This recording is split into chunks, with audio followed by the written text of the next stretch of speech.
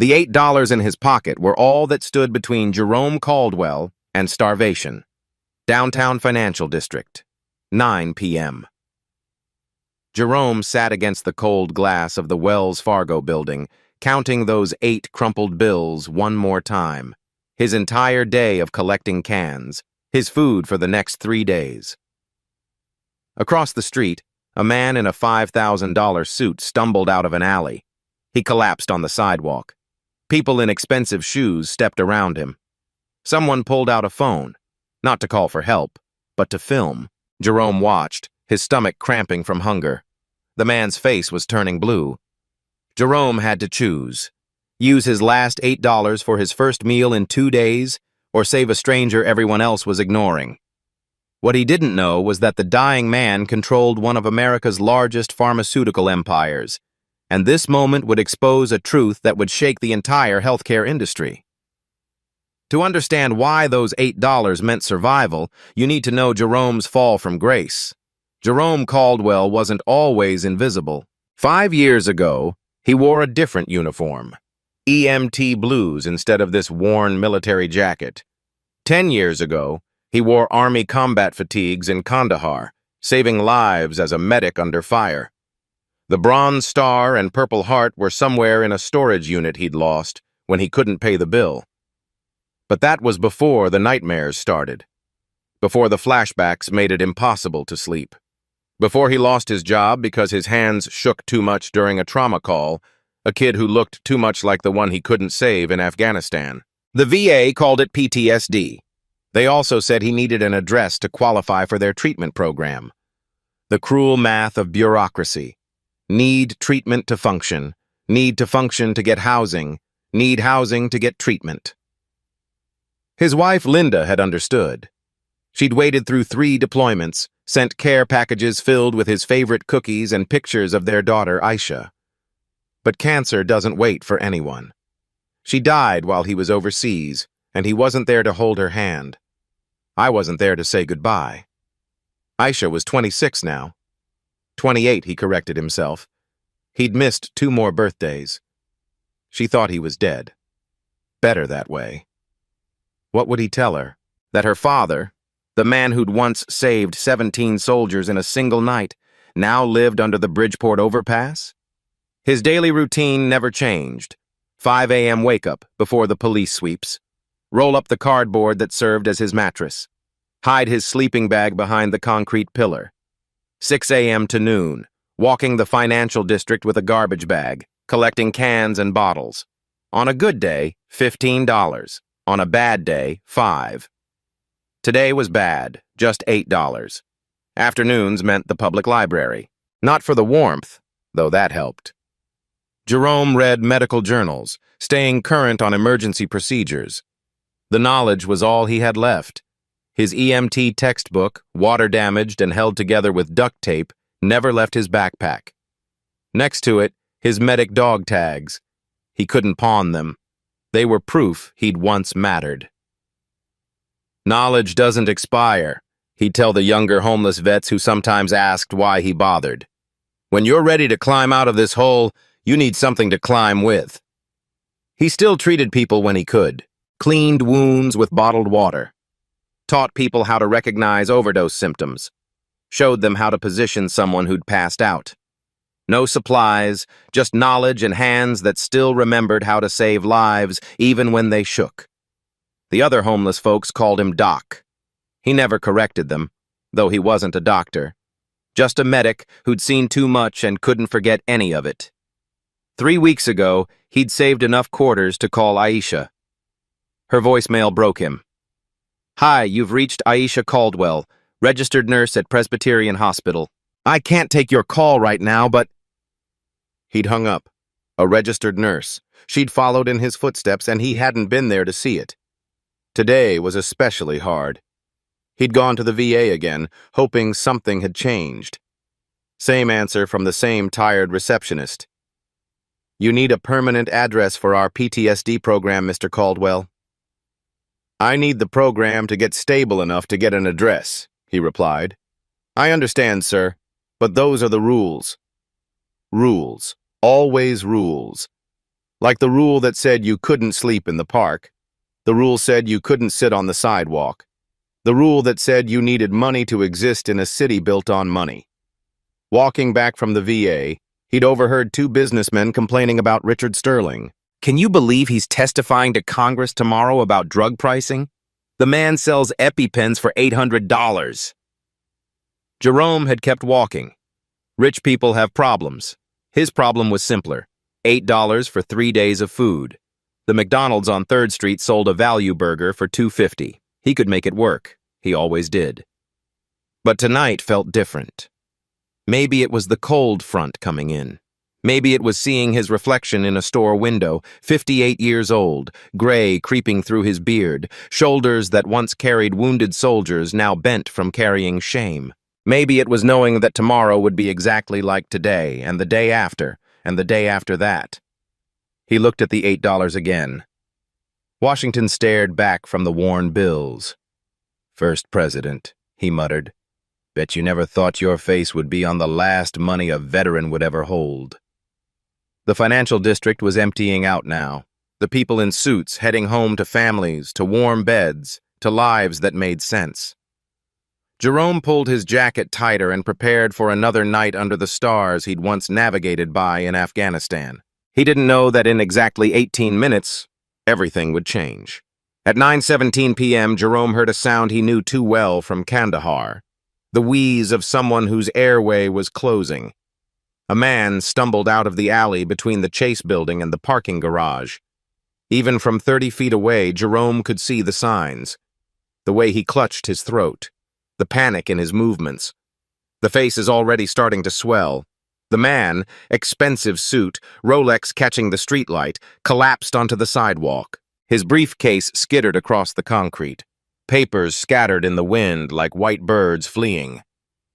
Jerome stood up, combat medic instincts firing despite the hunger, despite the exhaustion. Around him, the city's evening crowd reacted exactly as he'd expected. Is he drunk? A woman in heels stepped carefully around the man's body. Probably another Wall Street burnout. A younger guy in a tech company hoodie pulled out his phone, started filming. "This is going viral." "Don't touch him," someone warned. "You could get sued if something goes wrong."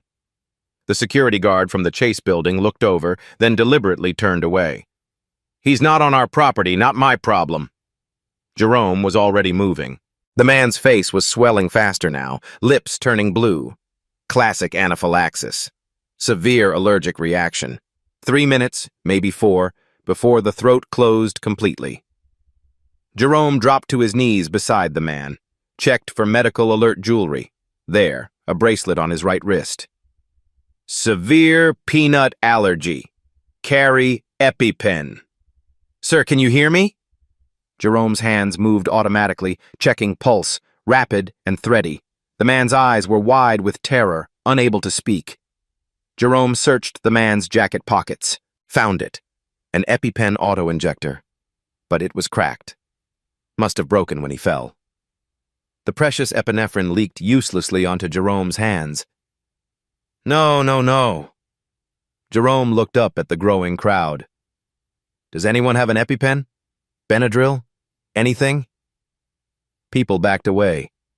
Someone muttered about not wanting to get involved. The man filming zoomed in closer. Think. Think. The Walgreens across the street, open until 10. Jerome checked his watch. 9:21. The man's breathing was getting shallower. Stridor, the high-pitched wheeze of a closing airway. 2 minutes, maximum. "Call 911, Jerome shouted at the crowd. "Already did," someone replied. "They want insurance information. Said it could be 15 minutes without it." 15 minutes. This man would be dead in 3. Jerome looked at the victim's face. Despite the swelling, he could see it. The raw terror of someone who knew they were dying. The same look he'd seen in Afghanistan, in emergency rooms, in too many places.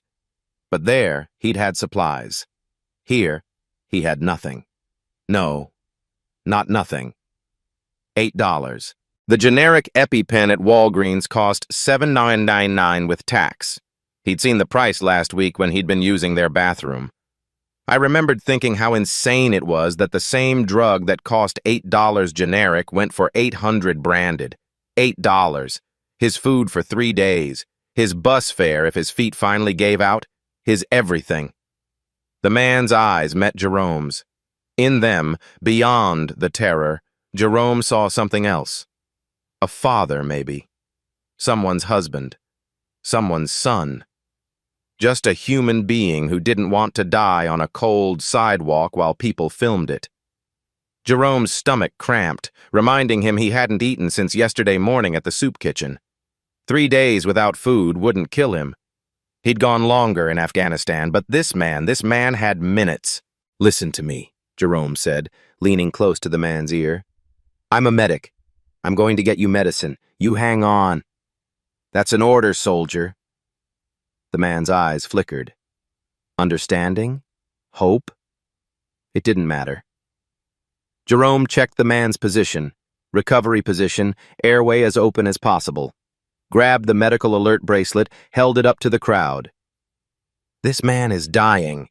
When the EMTs come, show them this. Tell them anaphylactic shock, approximately 9:20 p.m. on set." "Where are you going?" someone asked.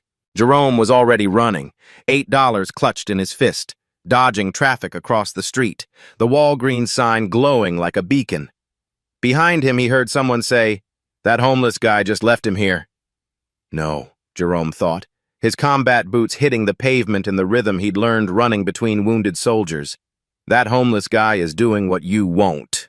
The automatic doors seemed to take forever to open. The security guard stepped forward, hand raised to stop him. Another barrier, another rule, another person who'd decided Jerome didn't belong. "No homeless! Someone's dying!" Jerome pushed past him. "I have money!" 1 minute, maybe less. The man's airways would be completely closed soon. After that, brain damage. Then death. Jerome ran toward the pharmacy counter, $8 crumpled in his outstretched hand. What happened in the next 4 minutes would later be studied in medical schools nationwide. Jerome hit the pharmacy counter at full speed, slamming his hands down so hard the pharmacist jumped back. She was young, maybe 25, with the cautious look of someone used to dealing with difficult customers after dark.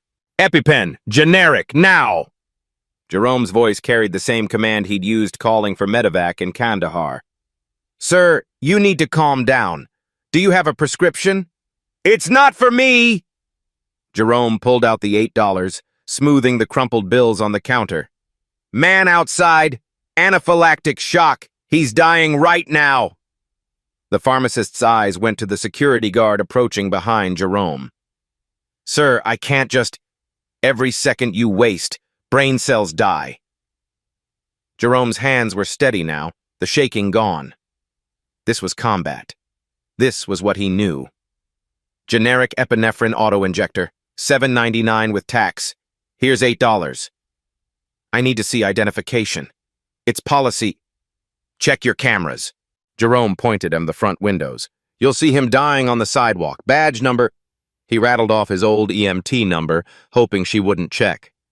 "Jerome Caldwell, combat medic, Afghanistan, 2009 to 2013. I know how to administer epinephrine. That man has maybe 60 seconds.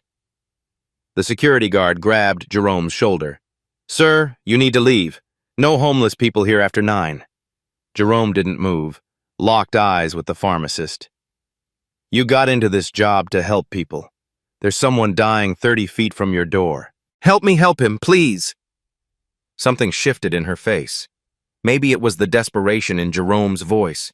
Maybe it was the way his hands weren't shaking anymore. Maybe it was the tears he didn't know were rolling down his cheeks. She looked at the security guard. "Let him go, Tom." "But he's..." "Let him go." She turned, grabbed a box from the shelf behind her, scanned it. $7.99. Jerome slapped the $8 down. She rang it up, the receipt printing with agonizing slowness. 1 penny change clattered onto the counter. Jerome was already ripping the box open with his teeth as he ran. "Wait! Your penny!" He burst through the doors. The crowd had grown. Someone was live streaming. The man, Richard, someone had said his name was Richard, wasn't moving. Jerome dropped to his knees, the package torn completely open. The auto-injector fell into his palm. Orange tip to thigh, blue to sky. The mantra every medic knew. No breath sounds. The man was unconscious, lips purple-blue. "Come on, soldier, not on my watch." Jerome pulled the blue safety cap, positioned the orange tip against the man's outer thigh, right through the expensive suit fabric. 3, 2, 1. The click of the injector firing. Hold for 10 seconds. 1 Mississippi, 2 Mississippi. The longest 10 seconds of Jerome's life since his last firefight. 3 Mississippi, 4 Mississippi. The crowd is silent now. 5 Mississippi, 6 Mississippi. Even the person filming had lowered their phone.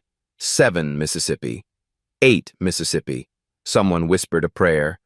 9 Mississippi, 10 Mississippi. Jerome pulled the injector away, immediately positioning Richard in recovery. Checked for pulse. Still there. Weak, but there. Nothing. No breath. Jerome tilted Richard's head back, lifting his chin. Still nothing. "No, no, no! Work, damn it, work!" The epinephrine should be hitting the system. Should be countering the histamine reaction. Should be... He positioned his ear near Richard's mouth. Nothing. The crowd murmuring now, someone saying it was too late. "It's not too late," Jerome said loudly. "Never too late while there's a pulse." He rechecked Richard's positioning. Sometimes, with severe anaphylaxis, the first dose wasn't enough. But he didn't have a second dose. Just knowledge and hope. "Richard, listen to me," Jerome spoke directly into the man's ear. "I know you can hear me. Your body is fighting. Help it fight. Breathe for me. 1 breath. Just 1. A gasping breath. Barely there, but there. "That's it. Again." Jerome monitored the pulse, getting stronger. "Come on, Richard. Your family needs you. Breathe." Another breath, the blue tinge fading slightly from his lips. "Yes, that's it." Jerome kept his fingers on Richard's carotid, counting. Pulse rate dropping from 140 to 120. Still high, but improving. Someone in the crowd. "Holy shit, it's working." "The EMTs are 2 minutes out," another voice called. Jerome kept monitoring. Counted respirations. 4 per minute. Then 6. Then 8. The breathing was becoming more regular. The worst of the swelling had stopped progressing. The epinephrine was doing its job. Richard's eyes fluttered open. Unfocused, confused, but alive. "Easy. Easy," Jerome said. "You had an allergic reaction. You're okay now. Ambulance coming." Richard tried to speak but couldn't manage it yet. His hand moved weakly and found Jerome's arm, squeezed. "Just rest. You're safe." "I got you." Sirens approaching, the crowd parting, red and white lights bouncing off the glass buildings. 2 EMTs Jerome recognized from his old life, Martinez and Carter. They saw him, did a double take. "Caldwell? Jerome Caldwell?" Jerome was already backing away. "Anaphylactic shock, onset approximately 9:20. Epi administered at 9:26. Pulse steady at 92. Respirations at 12 per minute. Breathing restored. No secondary symptoms yet, but watch for biphasic reaction. He's all yours." "Jerome, wait, this is incredible." But Jerome was already disappearing into the crowd. He heard Martinez telling Carter, "That guy trained me. Best medic I ever knew, before he had troubles." Richard was trying to sit up, the EMTs gently restraining him, getting him onto the stretcher. Who saved?" "A good Samaritan, sir. He's gone." "Find him," Richard whispered. "Please." Jerome turned the corner, legs suddenly shaky. The adrenaline is wearing off. The hunger returned like a punch to the gut, worse than before. His hands started trembling again. The steady combat medic's hands are gone, replaced by the shaking hands of a hungry, tired, broken man. $8. Gone. His food money. His everything. He slumped against a building, exhaustion hitting like a wave. 3 days without food stretched ahead like a prison sentence. But underneath the hunger, underneath the exhaustion, something else. The feeling he'd had carrying wounded brothers to safety. The feeling of matter, of being more than just another invisible man in a doorway. He looked at his hands. They'd stopped shaking completely during those 4 minutes. For those 4 minutes, he'd been who he used to be, who he was meant to be. Jerome pulled out the EMT textbook from his backpack, held it against his chest like armor. Somewhere behind him, an ambulance was taking Richard Sterling to the hospital. Richard would live, would go home to his family. I will wake up tomorrow. $8. Jerome had given his last $8 to save a stranger who dressed in suits that cost more than Jerome had seen in years. His grandmother's voice echoed in his mind. Baby, your character is your only real currency. He'd been rich tonight. For 4 minutes, he'd been the richest man in the city. His stomach cramped again, vicious and demanding, but Richard was breathing. That was enough. It had to be enough. Jerome headed back toward the underpass, toward his cardboard bed, toward another cold night. He had no idea that cameras had captured everything. No idea that Richard Sterling wasn't just any businessman. No idea that those $8 were about to multiply into something that would change thousands of lives. For now, he was just hungry, just tired, just another invisible man who'd done something visible, then vanished back into the shadows where society preferred him to stay. But Richard Sterling wasn't the type of man who forgot a debt.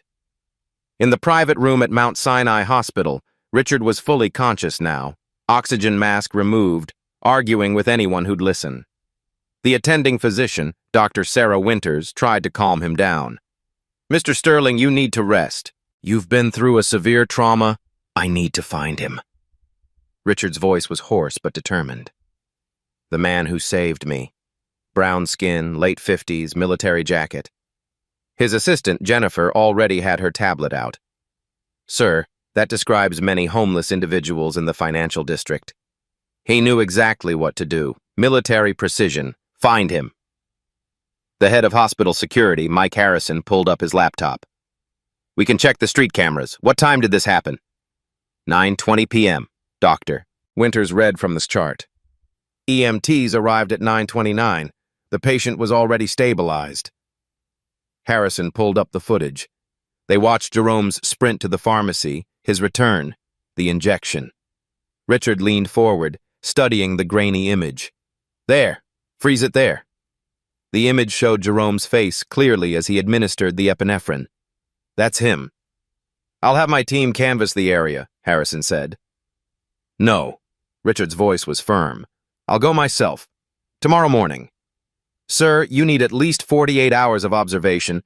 I'll sign myself out of the AMA if I have to. Richard turned to Jennifer. Clear my schedule. Everything.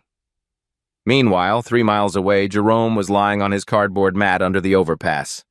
His stomach had moved past cramping into a dull, constant ache. The other homeless veterans in the camp noticed. Doc, you okay? Asked Tommy, a Gulf War vet missing his left leg. Fine, Jerome lied. Tommy pulled out half a sandwich from his pack. Found this earlier. Still wrapped. Jerome's mouth watered, but he shook his head. You need it more than me. Doc, when's the last time you ate? Yesterday. Another lie. It has been 2 days now. Tommy pushed the sandwich toward him anyway. Jerome pushed it back. Save it for yourself, Marine. That's when Jerome noticed something had fallen from his pocket during the run. His VA appointment card, the one showing his rejection from the PTSD program. Gone. His stomach sank. Without it, he'd have to start the application process all over. 6 months of waiting, wasted. He pulled Linda's photo from his inner pocket. Water-damaged, creased, but her smile is still visible. I saved someone tonight, baby. Used the last of my money, but I saved him. You would have been proud. The next morning, Richard discharged himself against medical advice. By 7 a.m., he was in the financial district with Jennifer and 2 security personnel. They started at the pharmacy. The young pharmacist from the night before was just ending her shift. The homeless veteran? Jerome? Yeah, he comes by sometimes. Never causes trouble. Always polite. Where can I find him? She shrugged. The camps move around. Police sweeps, you know? Maybe try the underpass in Bridgeport? Richard's motorcade pulled up to the underpass at 8 a.m. The homeless scattered, thinking it was a police raid. But Richard stepped out alone, hands visible, moving slowly. I'm looking for Jerome Caldwell, he called out. I just want to thank him. Silence. Then Tommy rolled forward in his wheelchair. Why are you looking for Doc? He saved my life last night. I want to thank him. Maybe help him. Doc, don't need your money, rich man. Then what does he need? Tommy studied Richard for a long moment. Respect, treatment, a reason to hope. Can you give him that? Richard noticed the military tattoo on Tommy's remaining leg. Marine? Semper Fi. My brother was a Marine. 3rd Battalion, 5th Marines. Tommy's expression softened slightly. 3-5, huh? Good unit. He pointed toward the overpass. Doc's over there, but he won't take your money. Too proud. Richard found Jerome sitting against a concrete pillar, reading his water-damaged EMT manual. Jerome looked up, recognized him immediately, and started to stand to leave. Please, Richard said, just let me say thank you. Anyone would have done it. The footage shows 50 people who didn't. Richard pulled out his wallet. Let me at least pay you back. The $8, I didn't do it for money. Jerome's voice was firm. Then why? Jerome looked at this man in his $1,000 shoes, trying to figure out how to explain. Because I could. Because I knew how. Because that's who I'm supposed to be. Even if I forgot for a while. Richard noticed the appointment card on the ground nearby. I picked it up. Saw the VA rejection stamp. The PTSD program denial. His expression changed. You're a veteran. It wasn't a question. What Jerome didn't know was that Richard Sterling had spent the last decade fighting a very different battle. Richard sat in his Bentley, still parked by the underpass, staring at Jerome's VA rejection form. His driver waited patiently. Jennifer sat in the back, taking notes as Richard made call after call. Get me Davidson from Veterans Affairs, Richard said into his phone. Yes, now. I don't care if he's in a meeting. While waiting, he pulled up Jerome's military record on his tablet. The screen filled with commendations. Purple Heart, Bronze Star with Valor, 17 lives saved in a single night under enemy fire, exemplary service record. Then the discharge, honorable. PTSD noted but untreated. Mr. Sterling, Davidson's voice came through. How can I help you? Jerome Caldwell, service number 384589823. Why was he denied treatment? Sir, I can't discuss individual cases. He's homeless because of your bureaucracy. This man saved 17 soldiers. Last night he saved me. The rules require a permanent address. Richard hung up, turned to Jennifer. How much does our company make from a single EpiPen? Sir? How much? The branded version retails for $800. Our profit margin is approximately $740 per unit. Richard stared out at the underpass where Jerome had disappeared. He bought the generic for $8. His last $8. His phone rang. The board of directors. Richard, where are you? The congressional testimony on drug pricing is tomorrow. Cancel it. What? Richard, we've prepared for months. I said cancel it. I have something more important to do. He hung up. I looked at Jennifer. Set up a press conference for tomorrow morning, 9 a.m. Regarding what, sir? The truth. Meanwhile, Jerome was at the public library trying to stay awake. The hunger was making him dizzy now. 3 days without real food. He'd drunk water from the bathroom tap, but water doesn't fill an empty stomach. He overheard 2 people at the computers next to him. Did you see that video from last night? A homeless guy saved some rich dude? Yeah, it's gone viral. 3 million views already. They're trying to identify the homeless guy. Some news stations are offering rewards. Jerome pulled his jacket hood up, sank lower in his chair. He didn't want attention. Attention meant questions. Questions meant explaining his failures. He just wanted to disappear. That afternoon, police swept the underpass camp.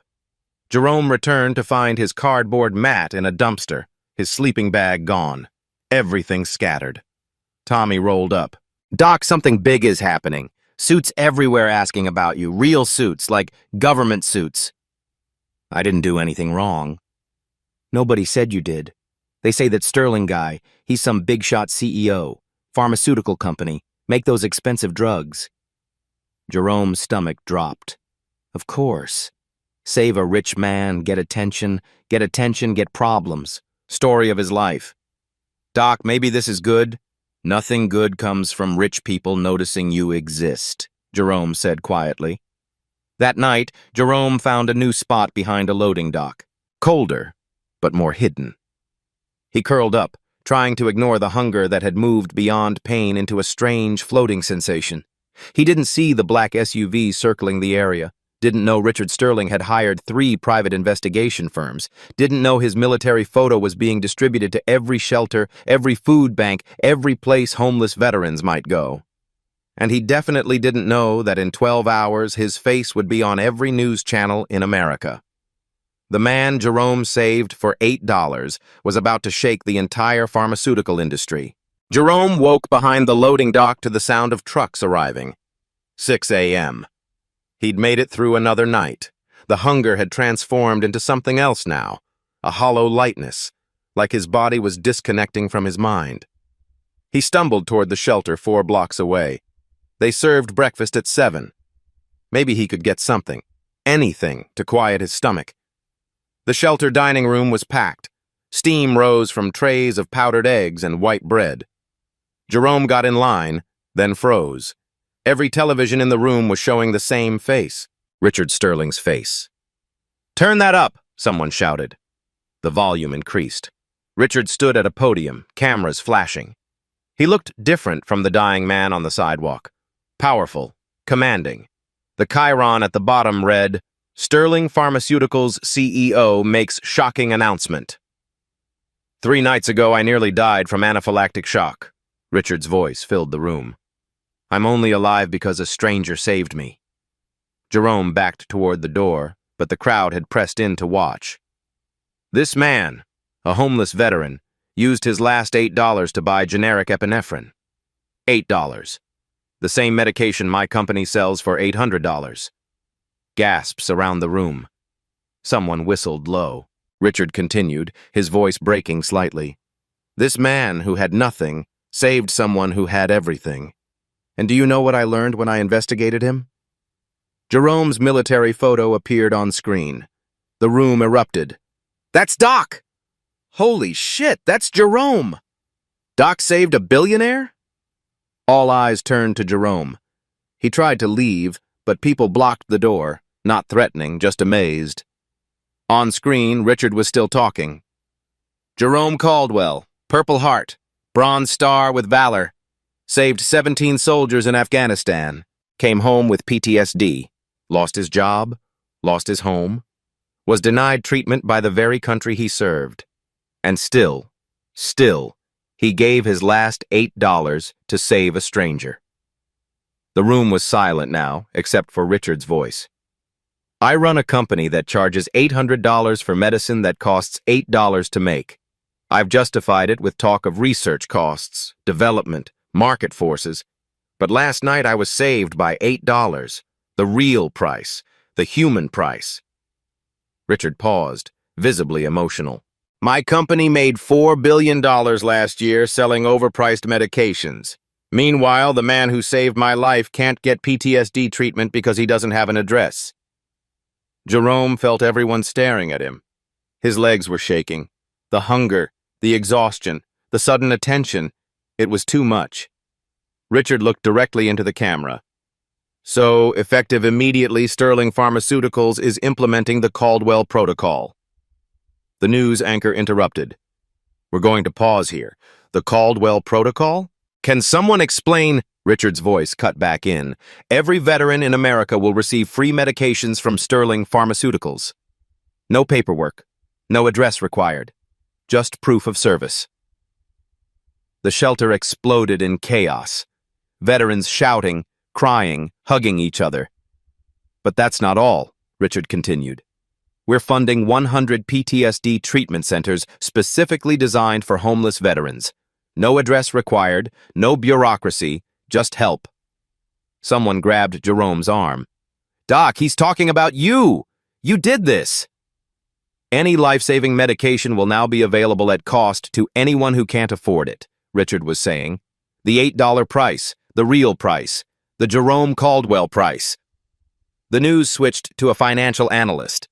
This is unprecedented. Sterling's stock is plummeting. Other pharmaceutical CEOs are calling emergency meetings. Another channel showed protesters outside Sterling headquarters, but they were supporting Richard. Signs read, $8 saved a life, and honor Jerome Caldwell. Jerome couldn't breathe. The room was spinning. Furthermore, Richard's voice cut through again, I'm personally searching for Jerome Caldwell. This man saved my life. I intend to save him. Jerome's photo appeared again, this time with a number below it. If you know where Jerome Caldwell is, please call. He's right here, someone shouted. Before Jerome could move, 3 men in suits entered the shelter. Not the police. Private security. One of them spoke into his phone. We found him. Yes, sir. The shelter on Madison. Jerome tried to stand but stumbled. 3 days without food, the stress, the shock. His body was failing. Someone caught him before he fell. Easy, Doc. Easy. One of the suited men approached carefully, hands visible. Mr. Caldwell, Mr. Sterling would like to speak with you. I can't. Jerome's voice was barely a whisper. He's waiting outside, sir. He says he owes you a debt that can't be calculated in dollars. The room parted as Jerome was helped toward the door. Outside, a black Bentley waited. Richard Sterling stood beside it, no longer the dying man on the sidewalk, but still the man whose life Jerome had saved. Their eyes met.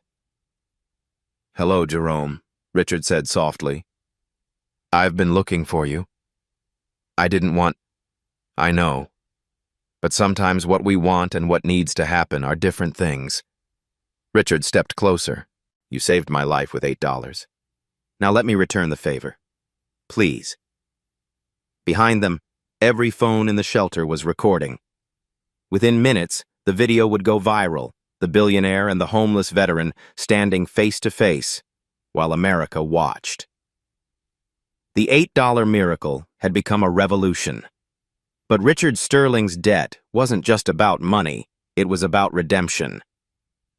Richard guided Jerome to a small coffee shop across from the shelter.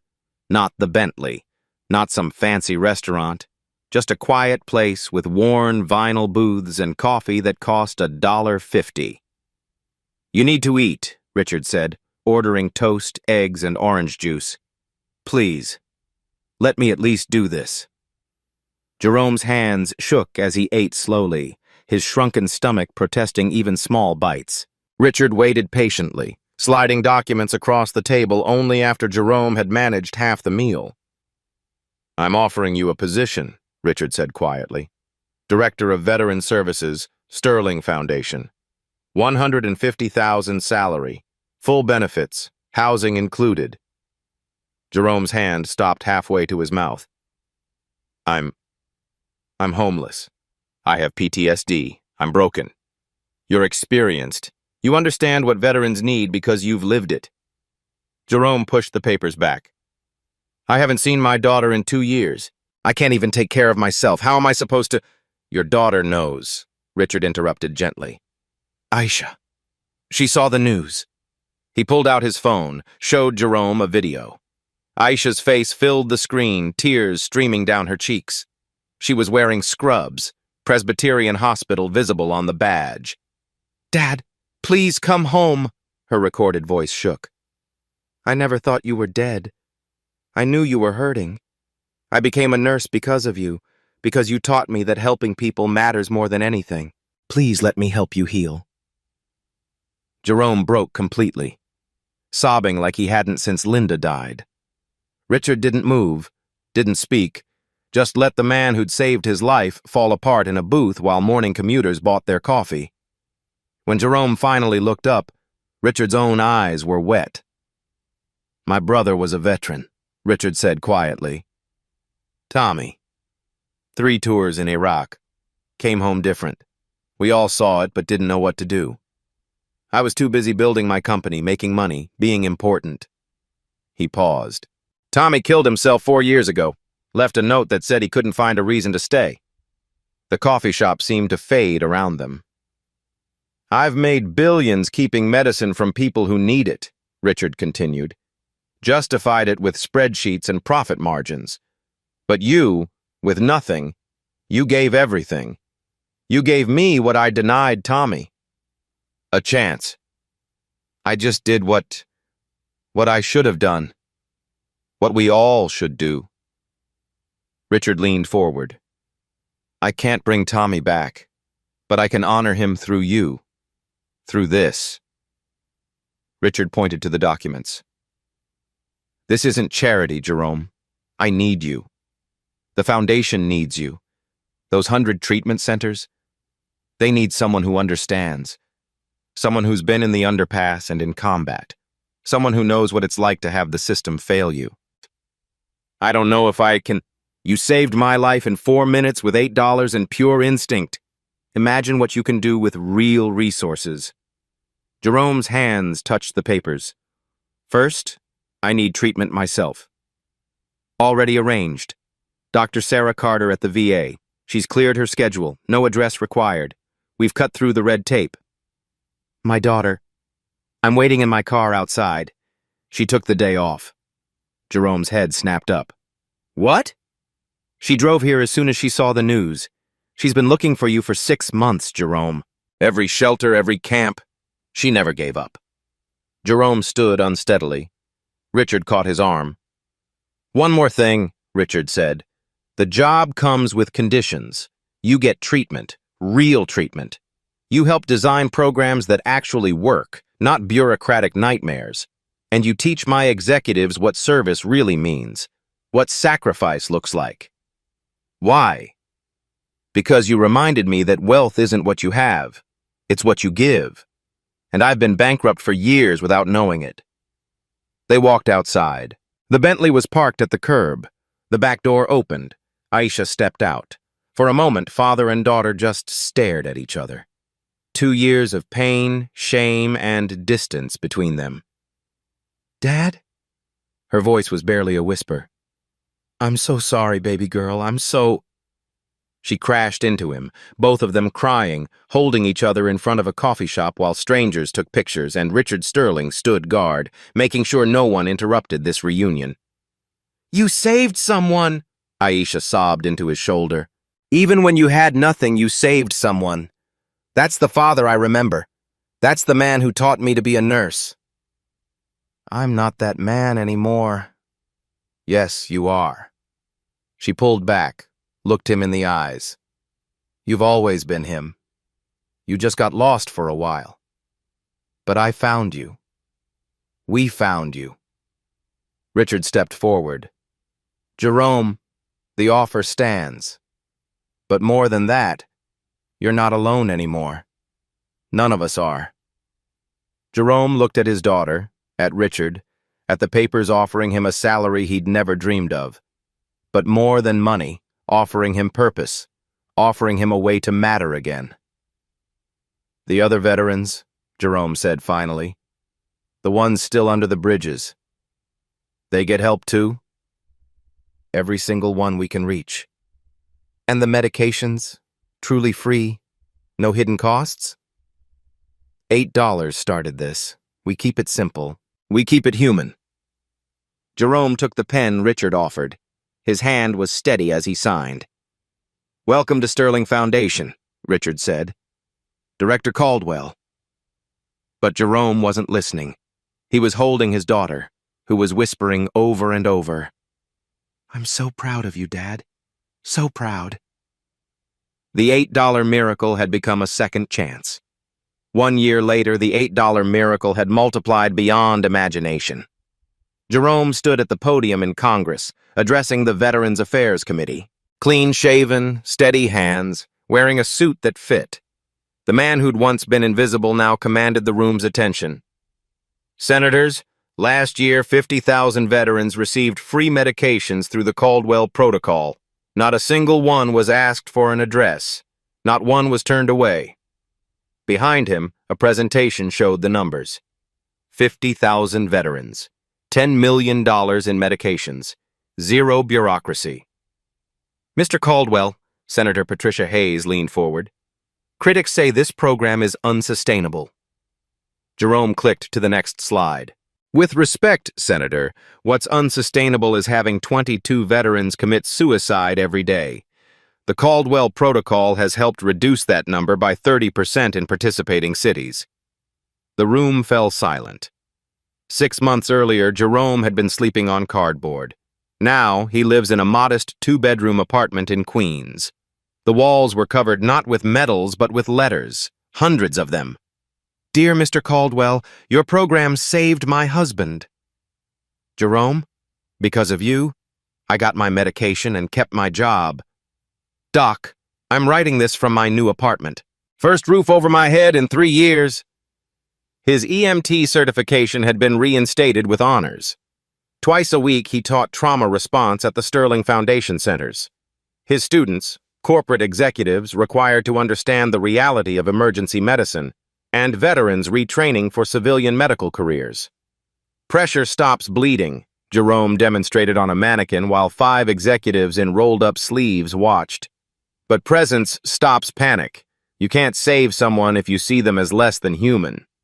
Richard Sterling was there, taking notes like a student. Their monthly tradition. The Sterling Centers had become more than treatment facilities. They were communities. The Bridgeport location, built where Jerome's underpass camp used to be, served 300 veterans daily. Medical care, mental health services, job training, and something more precious: dignity. Tommy, the Marine who'd lost his leg, now worked there as a peer counselor. "Doc taught us something," he'd tell new arrivals. "You're not broken. You're just bent. And bent things can be straightened." The ripple effects reached beyond veterans. Other pharmaceutical companies, facing public pressure and plummeting stock prices, had followed Sterling's lead. Generic pricing for those in need became industry standard. The Caldwell Standard, financial magazines called it, though they'd initially predicted Sterling Pharmaceuticals would collapse. Instead, something unexpected happened. Sterling's profits dropped initially, yes, but their reputation soared. Doctors prescribed Sterling products preferentially. Consumers chose them over competitors. Within 8 months, they'd recovered their losses through volume and loyalty. "Turns out," Richard told a Harvard Business School assembly, "doing the right thing is good business. Jerome Caldwell taught me that with $8. The transformation was documented everywhere. 60 Minutes ran a special, The $8 Revolution. Jerome and Richard were interviewed together, the billionaire and the formerly homeless veteran now partners in reshaping American healthcare. "Did you ever imagine this?" Leslie Stahl asked Jerome. "I just wanted to eat that night," Jerome replied honestly. "But my grandmother always said, 'Your character is your only real currency.' Turns out she was right." The program showed Jerome training new veteran medics. Many were homeless themselves just months before. Now they wore Sterling Foundation uniforms, learning to save lives like Jerome had saved Richard's. "Remember," Jerome told his class, "expensive equipment is nice, but knowledge and compassion cost nothing and save everything." Aisha often joined him, teaching alongside her father. Their relationship, fractured by war and trauma, had healed into something stronger. She'd even convinced him to speak at her hospital about PTSD. The enemy isn't the trauma, Jerome told a room of doctors. It's the isolation, the shame, the system that says you need an address to deserve help. The numbers kept growing. 100 treatment centers became 200. The Caldwell protocol expanded to include all essential medications, not just emergency ones. 5,000 veterans found employment through the program. But the most powerful image came from a security camera at the same Walgreens where Jerome had bought the $8 EpiPen. A young veteran, recently homeless, using his last $10 to buy insulin for an elderly woman who'd collapsed. When asked why, he said simply, "Jerome Caldwell showed us the way. When you have little, you can still give everything." The media called it the Caldwell effect. Acts of kindness multiplying exponentially, each person helped becoming a helper.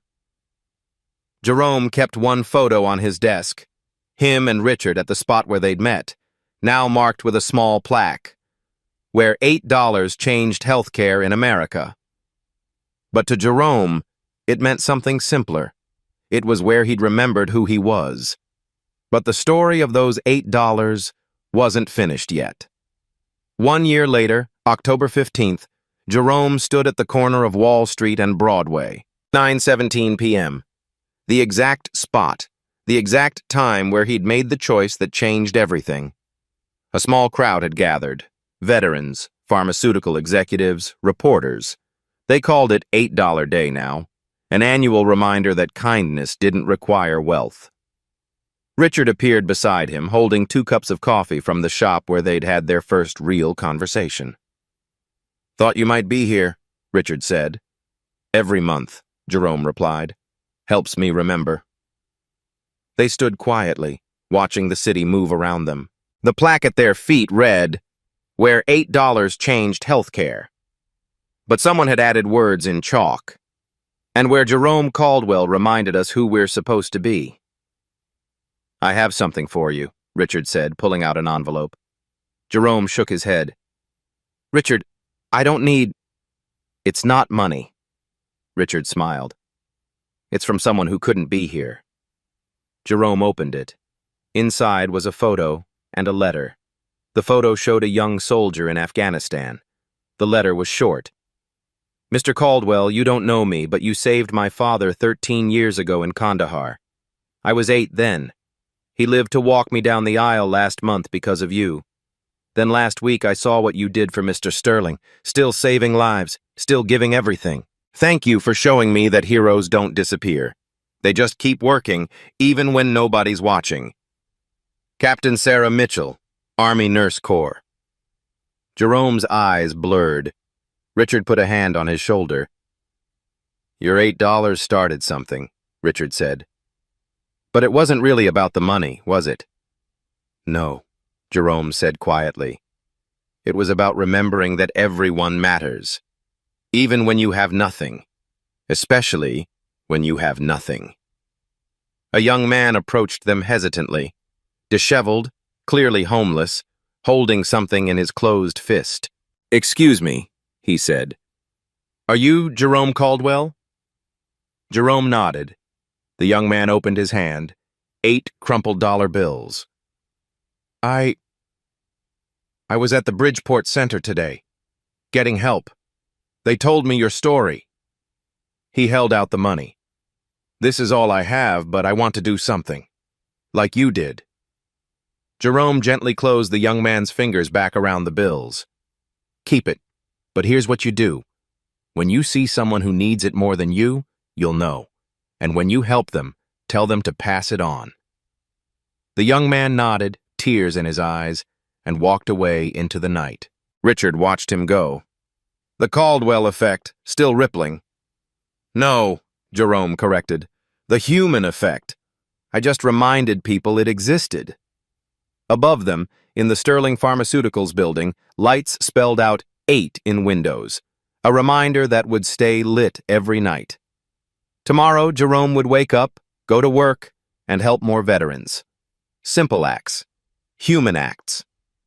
But tonight, he stood where it all started, holding his daughter's photo, his grandmother's wisdom echoing, "Your character is your only real currency." He'd been rich all along. Jerome had $8 and every reason to keep them. He was hungry, forgotten, and failed by the system he served. But in that moment of choice, he proved something powerful. Your worth isn't measured by what you have, but by what you're willing to give. Right now, 40,000 veterans sleep on American streets. Each one has a story, a name, a family they might have lost. They're not statistics. They're Jerome before those $8. You don't need to be rich to make a difference. You don't need to be powerful to save a life.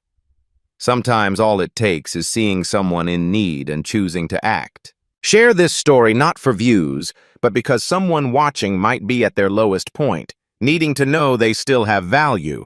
Someone might have $8 and a choice to make. What will your $8 become? For every veteran still waiting for their miracle,